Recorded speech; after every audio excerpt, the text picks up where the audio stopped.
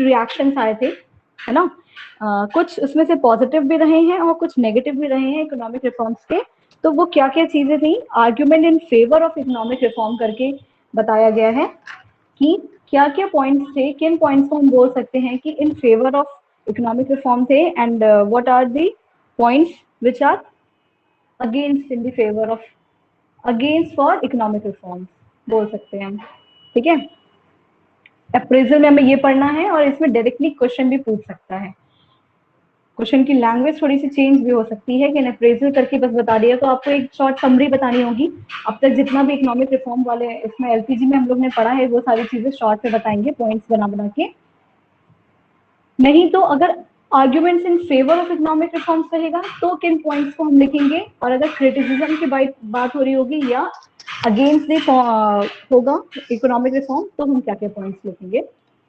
दोनों ही केसेस में हमेशा आंसर्स को जो है वो पॉइंट बना के लिखना है। ठीक है, टॉपिक दे के और उसके अंदर फिर एक्सप्लेनेशन करके इस तरीके से लिखना है, चाहे वो कैसे भी क्वेश्चन पूछे।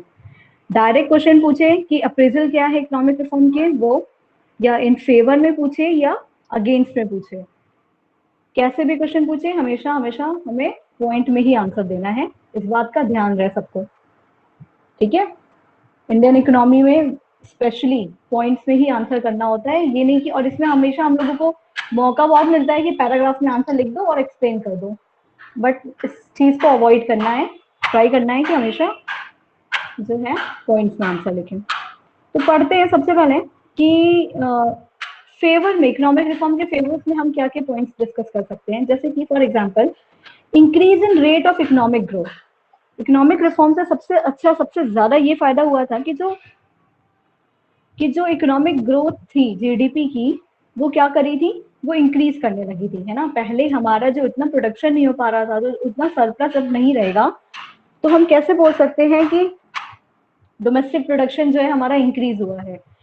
इकोनॉमिक रिफॉर्म की वजह से बहुत सारी चीजें बदली, इंडस्ट्रीज में को लेके बात किया जाए या ट्रेडिंग को लेके बात किया जाए, है ना। फाइनेंशियल सेक्टर रिफॉर्म हुआ था, कई सारी चीजें थी जिनकी वजह से कह सकते हैं कि जीडीपी जो है वो 5.6 इन द ईयर 1980 टू 1991 हुआ करती थी, यानी कि रिफॉर्म्स के पहले की बात है ये। 1980 से लेके 1991 तक इकोनॉमिक रिफॉर्म, जब तक एलपीजी नहीं आया था तब तक जीडीपी का कितना था, 5.6% था। उसके बाद क्या हुआ, which is estimated to be 7.2% for the year 1918 to 1919। ठीक है, 1918 टू 1919 का फिर यहाँ पे 7.2% दिखाया हुआ है। जिनके पास न्यू सीरीज की बुक है उसमें देखना कि कौन सा लेटेस्ट ईयर का आपकी बुक में मेंशन है। Okay, is it clear. New edition की बुक है, उनमें एक बार बुक में चेक करना कि लेटेस्ट किस एडिशन का जीडीपी रेट जो है बुक में मेंशन किया गया है, उसके अकॉर्डिंग हम लोग जो है लेटेस्ट ईयर का, अभी जिस ईयर की बात हो रही होगी 1918 टू 19 अगर मेरे पास था, तो यहाँ पे अब हो सकता हो 1990 टू 1920 का ईयर लिखा हो, प्रेजेंट की अगर बात करेंगे तो उसकी जीडीपी कितनी एस्टिमेटेड हुई है वो पढ़ेंगे। मैम 90 और 91 है। हमारे में भी वही है, तो यस मैम। 7.2% ही। ठीक है, यस मैम। हाँ तो ठीक है, फिर यही रहेगा। ठीक है, आगे बढ़ते हैं। एक्चुअली क्या हो रहा है ना, यहाँ पे कंपेयर किया जा रहा है, मतलब कि उस टाइम पे कैसा था और अभी कैसा हुआ है, तो इससे हमें क्या पता चला कि जो है रेट ऑफ इकोनॉमिक ग्रोथ है वो इंक्रीज हुई है। फर्स्ट पॉइंट ये बना। सेकेंड पॉइंट क्या, inflow of foreign investment. Inflow हो रहा है, इनफ्लो वर्ड से मतलब है कि फॉरेन इन्वेस्टमेंट आ रहा है, हमारी कंट्री के अंदर आ रहा है फॉरेन इन्वेस्टमेंट, है ना। फॉरेन इन्वेस्टमेंट कैसे आ रहा है कंट्री में, कि जो एफडीआई थी यानी फॉरेन डायरेक्ट इन्वेस्टमेंट और एफआईआई थी, इनसे क्या हुआ, ये पहले 1990 में अराउंड कितनी थी, 100 मिलियंस थी, उससे क्या हुआ, इंक्रीज हुआ ये, सेकेंड क्या लिखा हुआ ये 150 है, ये गलत है। ओके 150 तो 2003 और 4 का लिखा है। अगर हम 2014 और 15 की बात करेंगे तो 73.5 बिलियन इंक्रीज हो गई थी। 100 मिलियन 1990 से लेके 73.5 बिलियन तक चली गई थी। 2014 और 15 की बात हो रही है। Rise in foreign exchange reserve, foreign exchange reserve भी बढ़ गया था। फॉरेन एक्सचेंज रिजर्व वही मतलब कि करेंसी जो हम रिजर्व करके रखते हैं फॉर द इमरजेंसी फंड या किसी इमरजेंसी जैसे सिचुएशन के लिए जो कंट्री है वो हमेशा फॉरेन एक्सचेंज रिजर्व अपने पास रखती है। ठीक है, तो क्या बोल रहा है कि फ्रॉम यूएस डॉलर 6 बिलियन से 1990 से इंक्रीज होके 321 बिलियन 14-15 तक हो गया था। इतनी इंक्रीज हो गई थी currency foreign exchange. Rise in export, economic reform से हमने ये नोटिस भी किया था कि एक्सपोर्ट भी हमारा जो है क्योंकि रुपी करेंसी की वैल्यू को डिवैल्यूएशन हुआ था और बहुत सारे ट्रेडिंग पॉलिसीज चेंज हो गई थी जिनकी वजह से एक्सपोर्ट भी जो है वो सब्सिक्वेंटली इंक्रीज कर दिया था। During the reform period India experience considerable increase in the export of many goods. Control on inflation, inflation पे कंट्रोल कैसे किया गया था? Annual rate of inflation was reduced from 17% in 1991 to 5.48% in 15-16। In the year 15-16 में 5.48% तक रह गया था इन्फ्लेशन रेट, जो कि 1991 में कितना हुआ करता था? 17% तक अराउंड रिड्यूस हुआ था। फिर increase in role of private sector, private sector के रोल में क्या हुआ था? इंक्रीज हुआ था। पहले जो इंडस्ट्रीज सिर्फ पर्टिकुलरली पब्लिक सेक्टर के पास रहती थी उसमें जो है चेंज लाया गया था, प्राइवेट सेक्टर को कंट्रोल दिया गया था, लाइसेंसिंग जो है हटा दी गई थी और साथ में डिसइन्वेस्टमेंट हुआ था जिसकी वजह से प्राइवेटाइजेशन की वजह से ही क्या प्राइवेट सेक्टर का रोल जो है इंडस्ट्री में बहुत बढ़ गया था। ये 6 पॉइंट्स थे किसके? Arguments in favour of economic reforms. इसका मतलब है कि किन पॉइंट्स की वजह से, किन रीजंस की वजह से हम कह सकते हैं कि हमारा इकोनॉमिक रिफॉर्म जो है वो सही था, अच्छा था। ठीक है, तो क्या बोल सकते हैं उसमें, क्या क्या पॉइंट्स लिखेंगे हम? Increase in role of public, increase in rate of economic growth increase हुआ था पहली बार। Inflow of foreign investment, rise in foreign exchange reserve, foreign investment बढ़ा, फॉरेन एक्सचेंज रिजर्व जो है वो रिजर्व जो बचा के पैसे रखते थे वो इंक्रीज हुआ। Rise in export, control on inflation and increase in the role of private sector.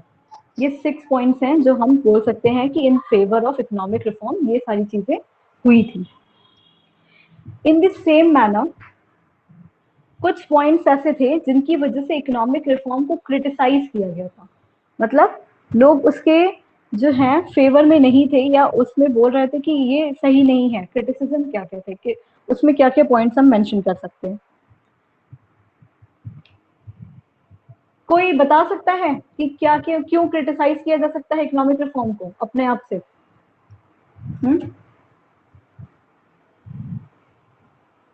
बोलो, ट्राई आउट कि क्या ड्रॉबैक हुआ होगा इकोनॉमिक रिफॉर्म से। जितने पॉइंट्स हमने पढ़े उससे क्या क्या कमियां निकल के आ रही हैं कि क्या क्या प्रॉब्लम हो सकती है?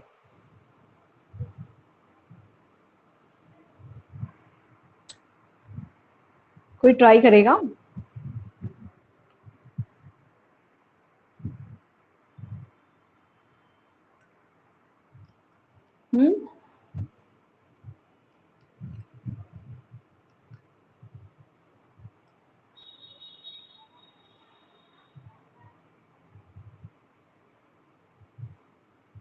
कुछ ऐसे पॉइंट्स थे जिनकी वजह से हम बोल सकते हैं इकोनॉमिक रिफॉर्म जो है वो बेनिफिशियल नहीं था या उससे ये चीजें जो हैं कंट्री में इसमें प्रॉब्लम आई है।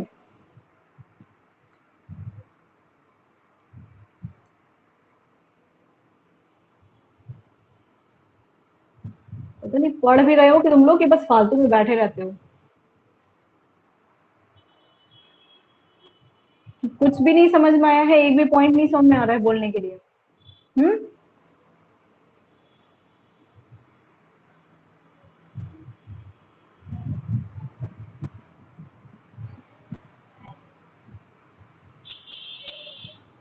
फर्स्ट पॉइंट हम लिख सकते हैं कि ग्रोइंग अनएम्प्लॉयमेंट ना, जैसे जैसे कंट्री में हमने यहाँ पे पढ़ा कि increase in the rate of economic growth यानी कि कंट्री में जीडीपी जो था वो इंक्रीज हुआ था। अगर हम 1990 के पहले की बात करें, 1991 के पहले की बात करें और आज के डेट में कंपेयर करेंगे तो जो है वो जीडीपी में इंक्रीज हुआ था। बट उस जीडीपी की इंक्रीज की वजह से ये नहीं हुआ था कि एम्प्लॉयमेंट अपॉर्चुनिटीज भी कंट्री में जो है वो बढ़ गई थी। अभी भी क्या था कि अनएम्प्लॉयमेंट जो है बहुत ज्यादा था, पीक पे था कंट्री में, अनएम्प्लॉयमेंट की कंडीशंस भी बहुत थी।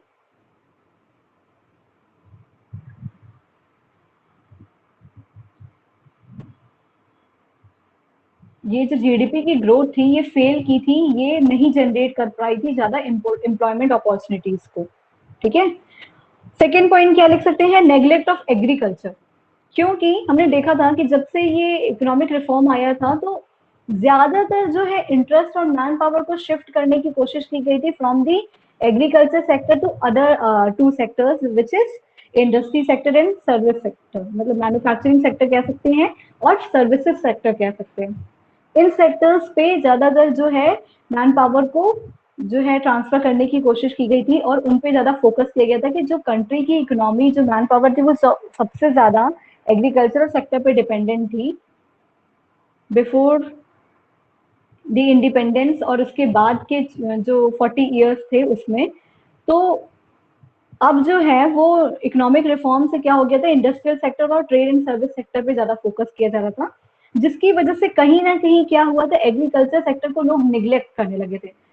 उतने ज्यादा अच्छे तरीके से भी अभी भी जो है एग्रीकल्चर सेक्टर पे काम नहीं किया जा रहा था जिस तरीके से होना चाहिए, जिससे ओवरऑल कंट्री की प्रोडक्शन जो है वो कैपेसिटी बढ़ सके।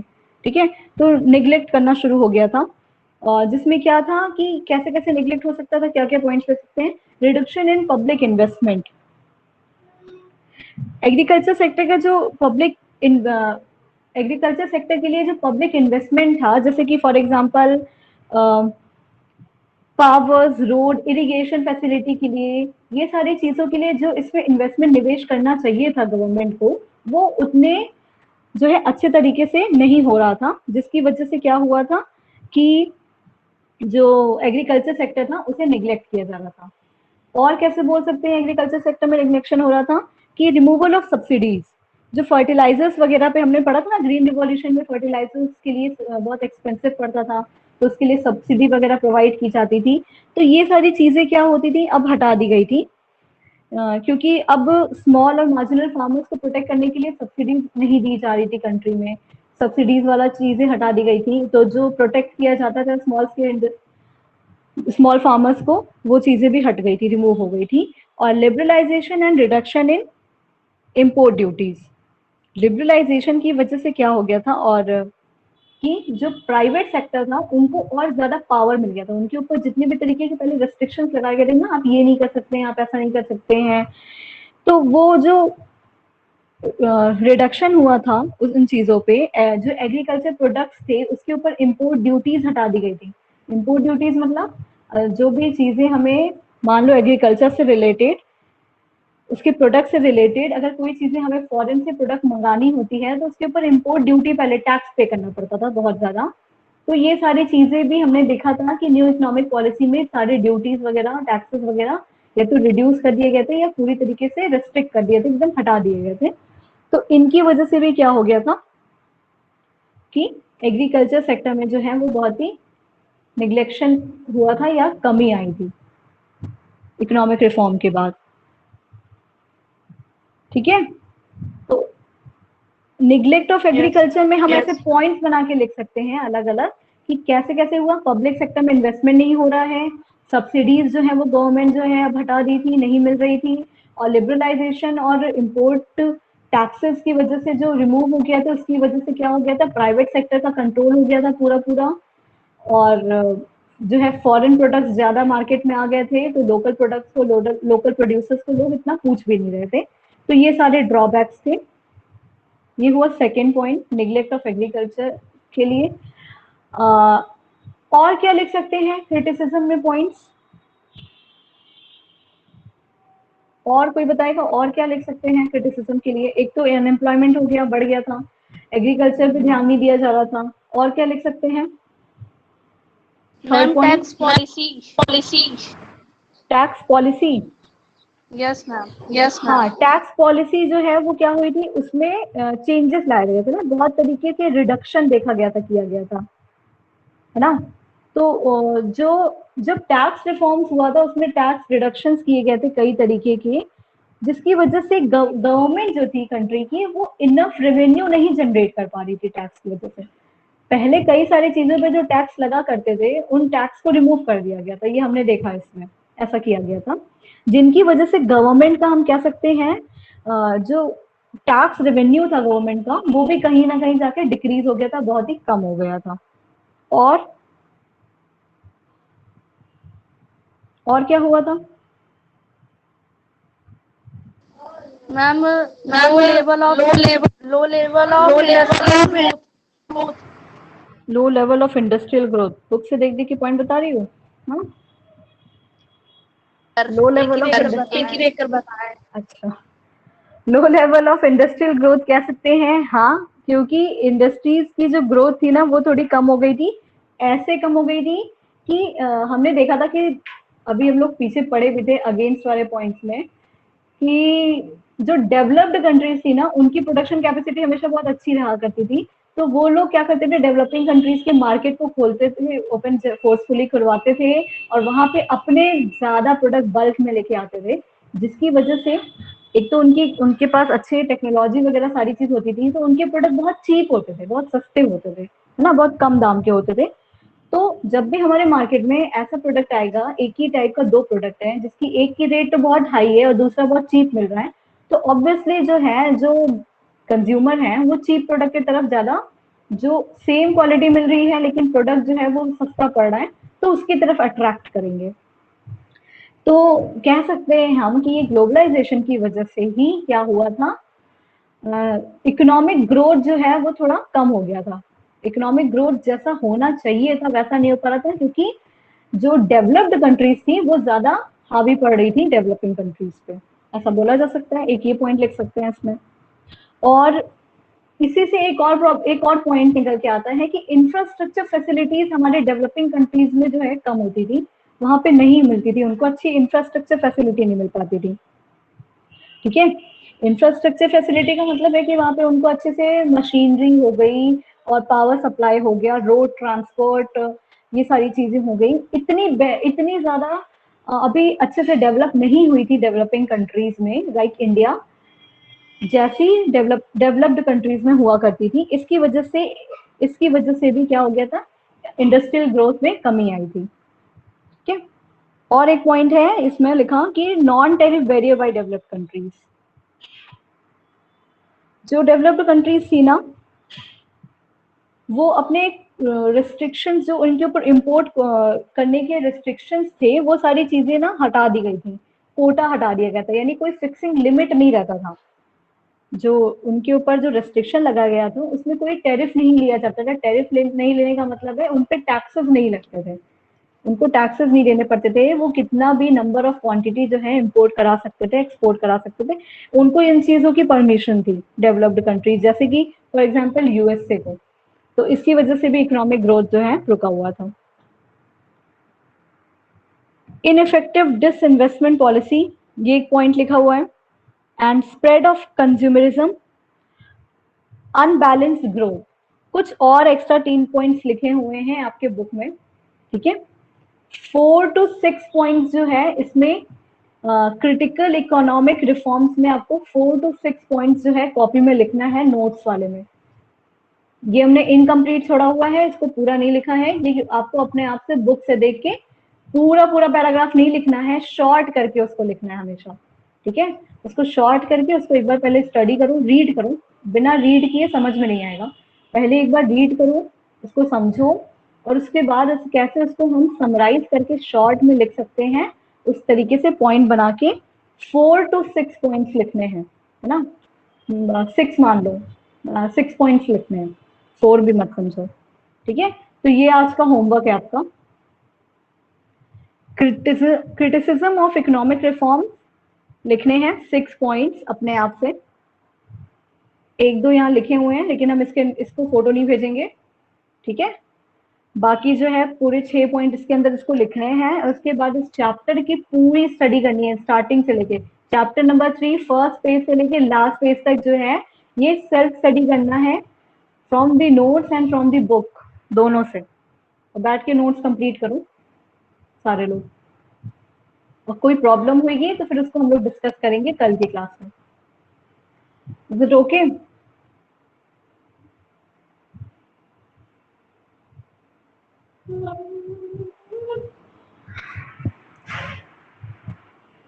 ठीक है, फिर क्लास ओवर कर रहे हैं।